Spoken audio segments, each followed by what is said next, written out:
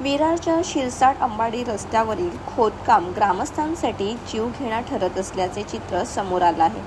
गेल्या 6 महिन्यांत या रस्त्यावर झालेल्या अपघातांमध्ये 4 जणांचा मृत्यू झाला असून अनेक जण गंभीर जखमी झाले आहेत। या गंभीर परिस्थितीची दखल घेत बोईसर विधानसभा आमदार विलास तरे यांनी आज संबंधित अधिकाऱ्यांसह प्रत्यक्ष पाहणी केली।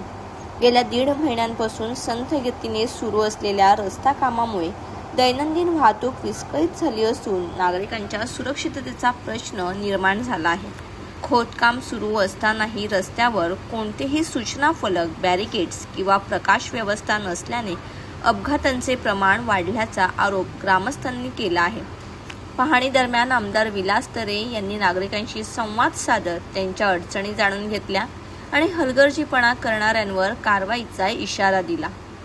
लोकांचे प्राण महत्त्वाचे आहेत। नागरिकांच्या सुरक्षिततेशी कोणतीही तडजोड खपवून घेतली जाणार नाही, असे आमदार विलास तरे यांनी माध्यमांशी बोलताना सांगितले।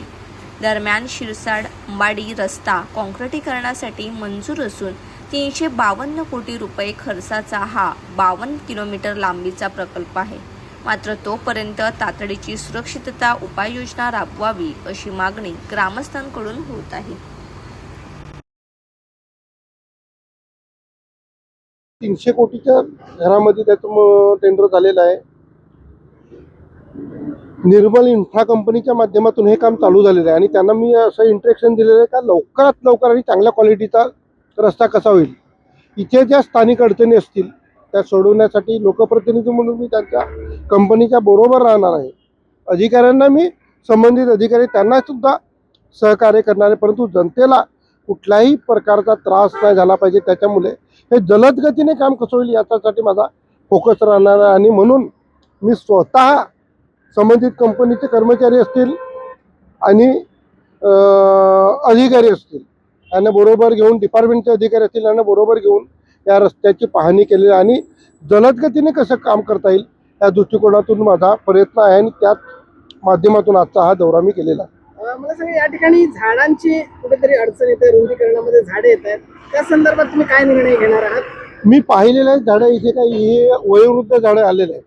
मी नवीन झाडांच्या संदर्भात नाही बोलणार, पण जी वयोवृद्ध झाडेले आहेत, एखादं झाड कोसळून गाडीवर पडल्यानंतर कुठेतरी अपघात होऊ शकतो असं सुद्धा इथे मी माझ्या नजरेत आलेलं आहे।